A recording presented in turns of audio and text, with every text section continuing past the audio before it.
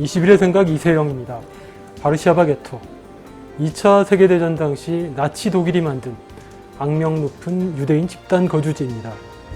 반인륜적인 폭력과 약탈을 수반하는 인위적인 게토는 사라졌지만 여전히 세계 도처에는 돈 없고 힘 없고 백 없는 사람들의 자연 발생적인 게토가 생겨나고 있습니다. 미국 흑인들이 모여 사는 블랙 게토가 대표적입니다. 그런가 하면 생태주의자들이 녹색 세상에 대한 꿈을 안고 지역에 내려가 소규모 공동체를 이루거나 문화적, 사회적 소수자들이 도시의 특정 지역에 자발적으로 모여 그들만의 삶과 문화를 일구는 경우도 있습니다. 오늘 소개해드리려는 표지 이야기의 사례가 그렇습니다. 신경림 시인이 썼습니다. 못난 놈들은 서로 얼굴만 봐도 흥겹다. 그래서일까요? 이들이 모여 사는 모습에선 정겨움과 포근함, 그리고 왠지 모를 흥이 느껴집니다. 이번 주 한겨레 21 표지 이야기는 서울 마포구 이야기입니다. 이 자리에 문화팀장 신윤동 기자 나오셨습니다. 안녕하세요. 네, 안녕하세요. 네, 기사를 읽어보니까 이 서울 마포구에서도 성산, 합정, 망원, 연남동이 주 무대더라고요. 이제 마포가 이제 동서로 긴데 중서부 지역이에요. 그렇죠? 저 같은 경우는 6년을 마포 주민으로 살았는데 여전히 생소한 이야기들이 많아요. 취재는 어떻게 시작하게 되셨나요? 주변에서 몇 년 전부터 아는 사람들, 네. 뭐 혹은 취재하다 만나는 사람들, 제가 소수자 관련된 이야기, 여성주의 관련된 이야기 취재를 많이 하니까 만나다 보면 그 사람들이 어디 사는지, 그리고 또 단체들을 만나려면 어디로 가야 되는지 하다 보니까 망원동 쪽에 자꾸 가게 되고요. 그리고 주변에 퀴어 친구들이 야, 이 동네는 정말 음기가 넘치는 동네야. 이런 이야기를 몇 년 전부터 해서 너도 마포 살아? 너도 망원동 살아? 너도 성산동 살아? 이런 얘기를 많이 하는 걸 들었었고요. 그래서 사실은 조금 늦은 취재? 예.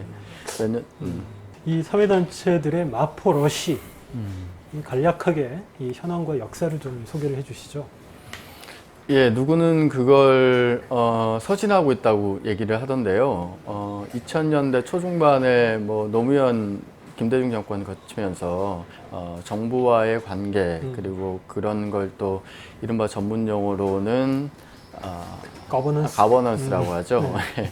가버넌스가 중요했던 시절에는 종로에서 기자회견 할 일도 많고 아무래도 여러 가지 세상 일의 중심이 종로 쪽에 있다 보니까 그쪽이 많이 있었는데, 사회단체들이 특히 여성, 소수자, 그리고 생명, 평화 이런 주제들이 다른 단체들이 크지가 않고 재정적으로 또 열악하고, 그리고 또 권력으로부터 더욱더 비판적이고 하다 보니까 집세가 싸고, 그리고 서울에서 자신들이 지향하는 생활을 실천할 수 있는 공간을 찾다 보니까 예, 재래시장도 있고 또 한강도 가까워서 자전거 타기도 좋고 예, 집세도 저렴한 마포 쪽으로 많이 이동을 했던 것 같습니다.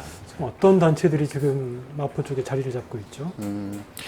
제가 모르는 단체들도 굉장히 많은데요. 일단 여성민우회가 나루라는 공간을 만들어서 나루에는 환경정의 함께하는 시민행동 같은 단체도 같이 들어가 있고요.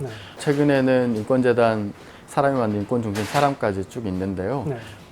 여성단체로는 민우회도 있고 언니네트워크, 그리고 평화단체로는 전쟁 없는 세상, 성소수자 단체들은 거의 밀집해 있는데요. 연분홍치마, 문화단체이기도 하지만 동성애자 인권연대 등등 그쪽에 많이 있습니다. 이 마포러시의 대열에 이 성소수자들도 가세를 하고 있다면 이들이 왜 마포로 오는 것인지, 단지 이게 다른 인권단체들이 몰리니까 같이 덩달아서 몰리는 건 아닐 텐데요. 어떤 몇 가지 특장점들이 있는 거 아닌가요? 원래는 이른바 영 페미니스트라고 불렸던 2000년대 초반에 한국의 새로운 여성운동 세대들이 신촌지역 출신들이 많았고 또 이대 여성학과가 그 당시에 중심이었기 때문에 신촌지역을 꼭 살지 않더라도 다른 학교 페미니스트들도 그 동네에 모여서 무언가 일을 도모하는 경우가 많았던 것 같고요. 영 페미니스트들이 학교 앞쪽이나 신촌 쪽에 살다가 이제 졸업을 하면서 집세도 좀 더 저렴하고 학교와도 조금 거리가 있지만 너무 멀지도 않은 망원동이나 성산동 쪽에 또 자리 잡기 시작한 배경이 있었던 것 같고요. 또 키어 운동하던 친구들 그리고 문화적으로 뭐 리버럴하고 그 동네가 정치적으로도 어느 정도 급진적이고 그리고 또 그 사회적으로도 친화적인 환경이 있기 때문에 그쪽 동네로 친구 따라 마포 산다는 제목처럼 예, 옛날에 그 유명한 레즈비언 단체 이름이 끼리끼리였는데 뭐 끼리끼리 모이듯이 모이다 보니까 예, 더군다나 그 여성 공동체가 여성들이 공동체 지향성이 더 강하기 때문에 아무래도 친구들과 가까이 살면서 느끼는 안전감. 마포 같은 경우에는 예전부터 이제 서울에서는 드물게 도시의 어떤 공동체적인 삶이 새롭게 싹 틔우는 지역으로 소개가 많이 됐었죠. 성미산 공동체라든가 여러 가지 뭐 마포 민중의 집도 그렇죠. 있었고. 네. 근데 성미산 공동체 같은 경우에는 이 교육 문제를 중심으로 모인 중산층 이상의 이른바 정상가족들의 공동체인데 이들과 이 비혼자 그리고 성소수자들이 잘 어울리고 있나요? 근데? 꼭 어울려야 되나요? 예, 성미산 공동체가 기댈 언덕 같은 존재기는 하죠. 네. 예, 성미산 공동체가 만든 카페라던가 뭐 마을 밥상이라던가 아니면 공동체적인 한국에서는 찾아보기 힘든 상대적으로 진보적인 공동체 문화가 있기 때문에 네. 그 주변에 비혼자들도 따로 또 같이 사는 방식으로 성미산 공동체의 심리적인 지지 같은 것도 네. 있었을 텐데요.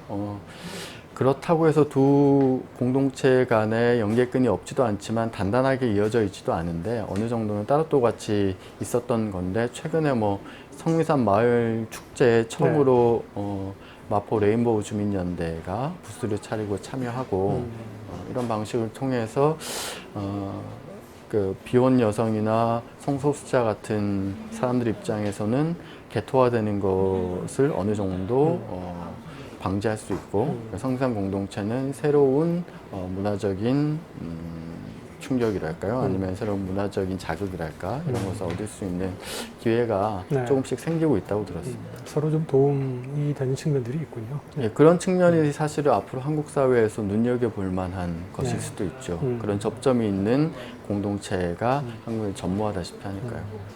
이 서울이 아무리 대도시라지만은 특히 이제 성소수자를 기피하는 어떤 문화적인 보수주의가 대단히 완고한 지역이거든요. 이 보통의 주민들 반응은 좀 어떻다든가요?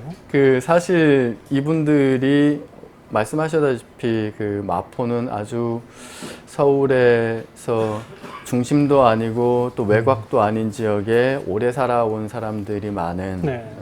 어찌 보면 상당히 보수적인 동네라고도 할 수 있는데 그 사람들이 보기에는 이제 비혼이나 아니면은 독립생활자나 퀴어나 이런 사람들이 인구학적으로 봤을 때 아주 압도적이거나 아주 두드러지거나 그렇진 않기 때문에 다 비슷비슷한 애들로 보이겠죠. 네.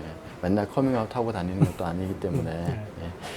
그런 분위기 저런 애들이 있는구나 하는 정도일 것 같은데 이 사람들이 또 시장에서는 손님이고 그리고 동네에서는 집을 빌려 사는 주민이고 네. 하니까 이 사람들에 관해서 배타적이기만 할 수는 없는 분위기가 있을 거고요. 그런 면에서 마포 상인회 같은 데서 최근에 퀴어 문화 축제를 많이 도와준 거는 주목할 만한 일이라고 생각이 됩니다. 이 상인연합회 같은 경우는 대체로 이제 관변 조직화되기 쉽거나 예. 이제 선거 때마다 동원되는 동원 조직의 성격이 좀 짙은데 이들이 퀴어 문화 축제를 후원했다는 건 대단히 좀 신선하게 받아들여져요. 네. 어떤 계기들이 좀 있었나요?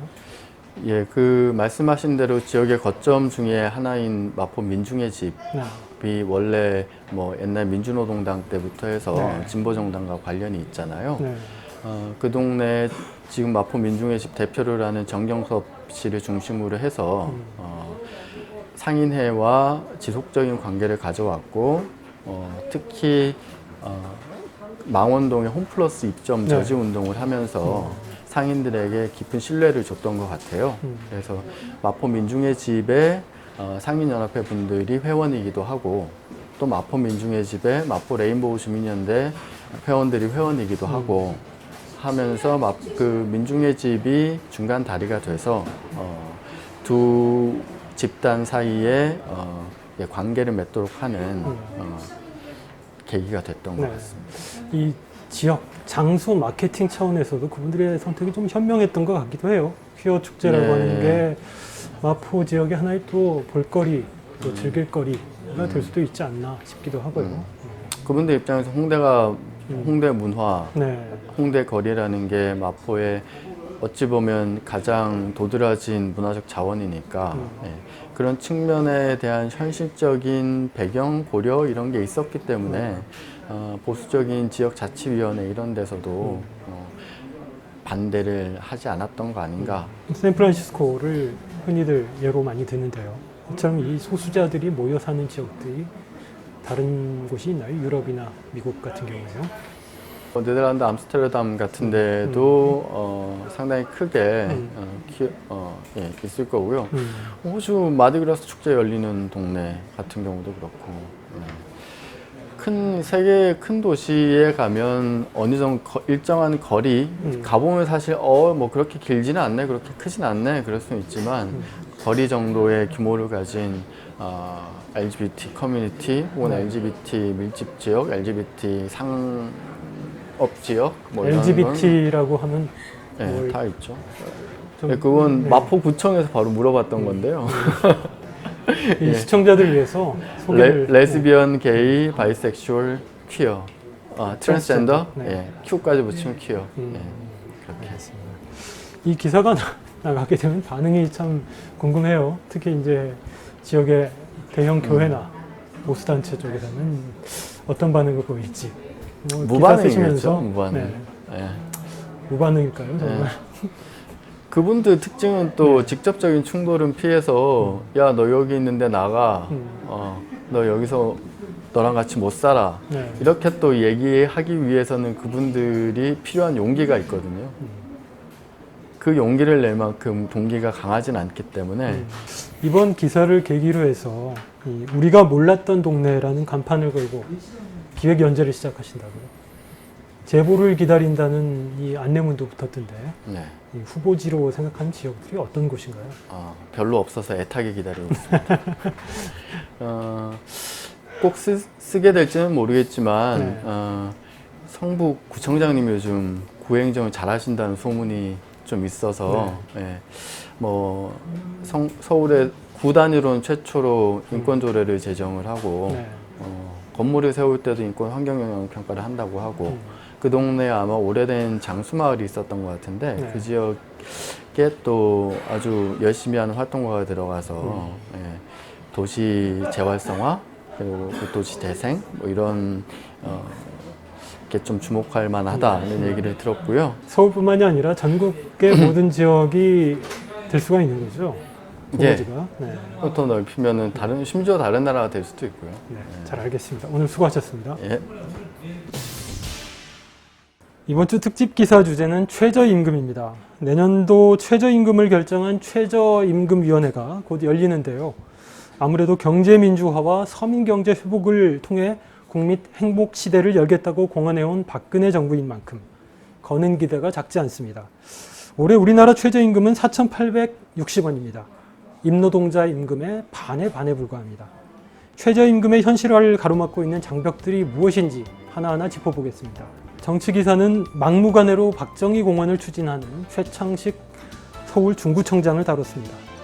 박근혜 대통령조차 적절하지 않다고 만류하는 박정희 공원을 이분은 왜 그렇게 세우려고 안달하는지, 최창식이란 인물은 어떤 사람이며 이분이 박정희 공원에 몽을 매는 이유가 내년 지방선거 공천과 그 이후의 정치적 미래를 고려한 꼼수가 아닌지를 짚어보겠습니다.